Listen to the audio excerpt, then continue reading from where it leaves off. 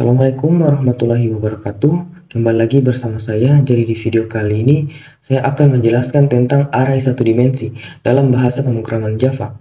Jadi array satu dimensi dalam bahasa pemrograman Java adalah struktur data yang dapat menyimpan kumpulan nilai dengan tipe data yang sama, di mana setiap nilai memiliki indeks numerik unik untuk mengaksesnya. Oke, langsung saja ke program yang pertama. Di sini ada package tugas 5 part 1. Nah, baris ini mendeklarasikan paket dari program. Paket adalah cara untuk mengelompokkan dan mengatur kelas-kelas yang berhubungan. Nah, nama paketnya di sini itu tugas 5 part 1. Oke, ke baris berikutnya ada public class tugas 5 part 1. Baris ini mendeklarasikan sebuah kelas paket yang bernama tugas 5 part 1. Dalam pembahasan pemrograman Java, setiap aplikasi harus memiliki setidaknya satu kelas. Oke, kita lanjut ke baris yang berikutnya. Di sini ada public static void main string args. Ini adalah metode main. Metode main adalah titik awal dari setiap program. Metode ini adalah metode statis yang dijalankan oleh Java Virtual Machine. Saat program dijalankan, argumen string args digunakan untuk menerima input dari command line. Oke, di baris berikutnya ada integer i. Baris ini digunakan untuk mendeklarasikan sebuah tipe data integer dengan nama i. Ini digunakan sebagai counter dalam loop. Oke, di baris berikutnya ada integer a kurung kurawal sama dengan new in kurung kurawal dalam kurung 20, 12, 10, 15 dan 24 titik koma. Nah, ini adalah deklarasi dari array dengan nilai integer a sama dengan 20, 12, 10, 15 dan 24. Array di sini terisi dari 5 elemen. Oke, di baris berikutnya ada for dalam kurung i sama dengan 0 titik koma i lebih kecil sama dengan 4 titik koma i plus plus. Nah, baris ini memulai sebuah loop for yang berjalan dari i bernilai 0 hingga 4. I plus plus berarti i akan bertambah 1 setiap kali loop dijalankan. Loop ini digunakan untuk mengakses setiap elemen array a. Oke, di baris berikutnya ada system.out.print dalam kurung a dalam kurung lagi i tambah string spasi string tutup kurung. Dalam loop baris ini akan mencetak elemen array a pada indeks i ke layar diikuti oleh spasi. System.out.print digunakan untuk mencetak tanpa pindah baris baru setelah mencetak. Oke, di baris berikutnya ada system.out.println. Nah, setelah loop selesai, baris ini akan mencetak baris baru. System.out.println yang diikuti dengan string yang ini akan mencetak string kosong diikuti dengan pindah baris baru. Ini memastikan bahwa setelah semua elemen array dicetak, kursor akan pindah baris baru di konsol. Oke, kita coba running filenya dulu. Klik kanan, terus run file.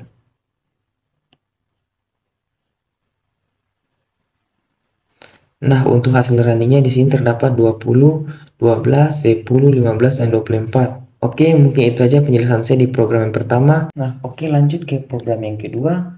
Saya langsung jelaskan saja di baris yang ke-6. Di sini terdapat deklarasi variabel integer i. Variabel ini akan digunakan sebagai counter dalam loop. Oke, di baris berikutnya terdapat char c dalam kurung sama dengan new char dalam kurung lagi, terus buka kurung, ada a, b, c, d, e tutup kurung.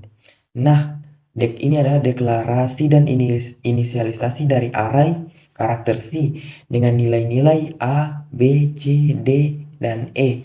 Array ini berisi 5 elemen. Nah, di baris berikutnya ada for i sama dengan 0 titik koma i lebih kecil sama dengan 4 titik koma i plus plus. Nah, baris ini memulai sebuah loop for yang akan berjalan dari i bernilai 0 hingga 4. I plus plus berarti i akan bertambah 1 setiap kali loop dijalankan. Loop ini digunakan untuk mengakses setiap elemen dalam array C. Oke, di baris berikutnya ada system.out.print C dalam kurung i plus tambah string tutup kurung titik koma. Dalam loop, baris ini mencetak elemen array C pada indeks i ke layar, diikuti oleh spasi. System.out.print digunakan untuk mencetak tanpa pindah baris baru setelah mencetak. Oke, di baris berikutnya ada system.out.println. Setelah loop selesai, baris ini akan mencetak baris baru system.out.println dalam kurung string, mencetak string kosong diikuti dengan pindah ke baris baru. Ini memastikan bahwa setelah semua elemen array dicetak, kursor akan pindah ke baris baru di konsol. Oke, kita running dulu filenya. Nah, di sini akan menampilkan sebuah karakter A, B, C, D, dan E. Mungkin itu saja penjelasan saya di program yang kedua ini. Saya akan lanjut ke program yang ketiga. Oke, lanjut ke program yang ketiga. Di sini saya akan langsung jelaskan ke bagian baris keduanya. Di sini terdapat import java.util.scanner. Nah, baris ini mengimpor kelas scanner dari pustaka utilitas Java. Scanner digunakan untuk membaca input dari pengguna. Oke, langsung saja ke baris yang ke-6. Di sini ada deklarasi dari scanner inputan sama dengan new scanner dalam kurung system.in. Nah, baris ini mendeklarasikan kelas objek bernama inputan yang digunakan untuk membaca input dari sistem input standar. Biasanya itu key dari keyboard. Oke, di baris berikutnya ada integer nama tanda kurung sama dengan new integer dalam kurung 5 titik koma. Nah, ini adalah deklarasi dan inisialisasi array integer nama dengan panjang 5. Array ini akan digunakan untuk menyimpan angka-angka yang diinput oleh pengguna. Oke, di baris berikutnya ada for dalam kurung integer i sama dengan titik koma i lebih kecil nama titik dot length titik koma i plus plus.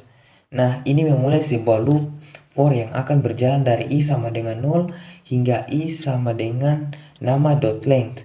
Nama dot length adalah 5, jadi loop akan berjalan dari 0 hingga 4. Oke, di baris berikutnya ada system.out.println dalam kurung string input array integer tambah i tambah 1 tambah string tanda titik 2 tutup kurung titik koma. Baris ini mencetak prompt ke layar dan meminta pengguna untuk menginput angka ke i plus 1 digunakan untuk menampilkan nomor urut yang lebih manusiawi, dimulai dari 1. Oke, di baris berikutnya adalah nama dalam kurung i sama dengan inputan dot next in tanda dalam kurung titik koma. Nah, ini digunakan untuk membaca input berikutnya dari pengguna dan menyimpannya di elemen array nama pada indeks i. Oke, di baris berikutnya ada system.out.println, system.out.println angka yang diinput, system.out.println dalam kurung underscore titik koma.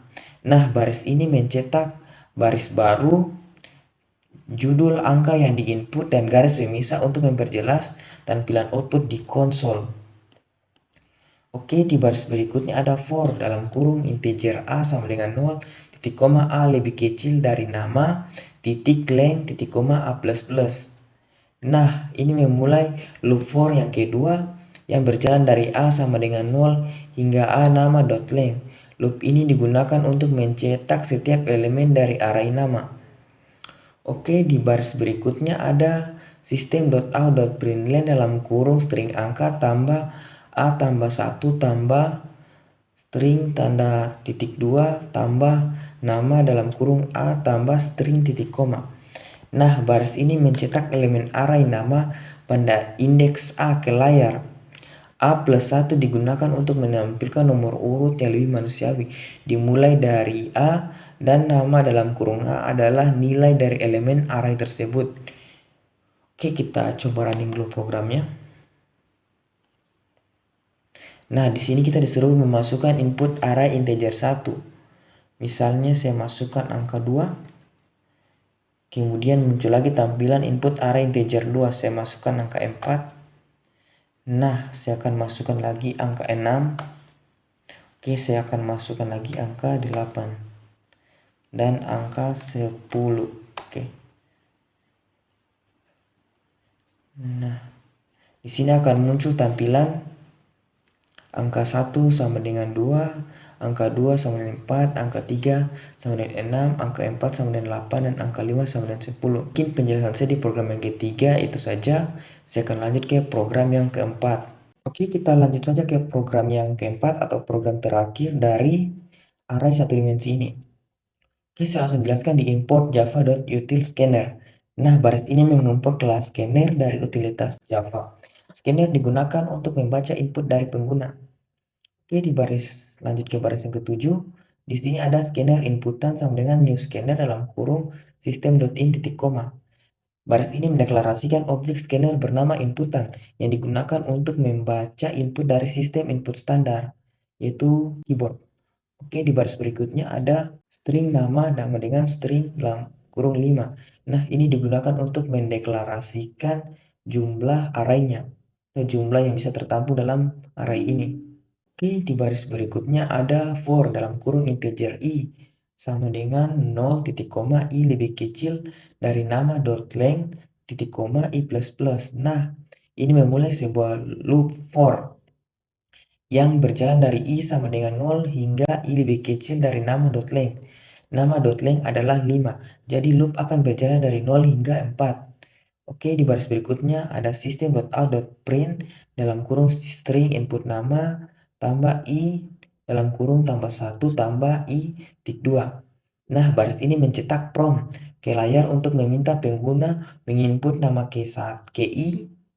I tambah 1 digunakan untuk menampilkan nomor urut yang lebih manusiawi, dimulai dari angka 1. Baris berikutnya ada nama dalam kurung i sama dengan inputan dot next line tutup kurung titik koma. Nah, ini digunakan untuk membaca input berikutnya dari pengguna sebagai string dan menyimpan di elemen array pada indeks ki. Di baris berikutnya 14, 15, dan 16 terdapat deklarasi dari system.out.println dalam kurung string tutup kurung. Terus di baris 15 ada system.out.println dalam kurung string nama tanda titik 2 terus tutup kurung. Kemudian di baris ke-16-nya ada system.out.println dalam kurung string tanda underscore. Nah, ini digunakan untuk mencetak judul nama yang diinputkan dan garis pemisah untuk memperjelas tampilan output di konsol. Oke, di baris berikutnya ada for dalam kurung integer a sama dengan 0 titik koma a lebih kecil daripada nama dot length titik koma a plus plus tutup kurung. Nah, baris ini mencetak elemen array pada indeks ke a layar plus 1 digunakan untuk menampilkan nomor urut yang lebih manusiawi dimulai dari angka 1. Dan nama a adalah nilai dari elemen array tersebut. Kita coba running dulu programnya. Di sini input tanpa 1 misalnya Rahman Fadil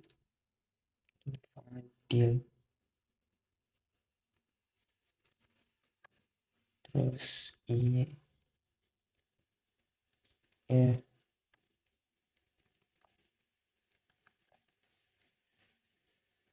nah, di sini akan muncul tampilan nama 1 Rahman, nama 2 Fadil, nama 3 Is, nama 4 SSS, nama 5 DDD.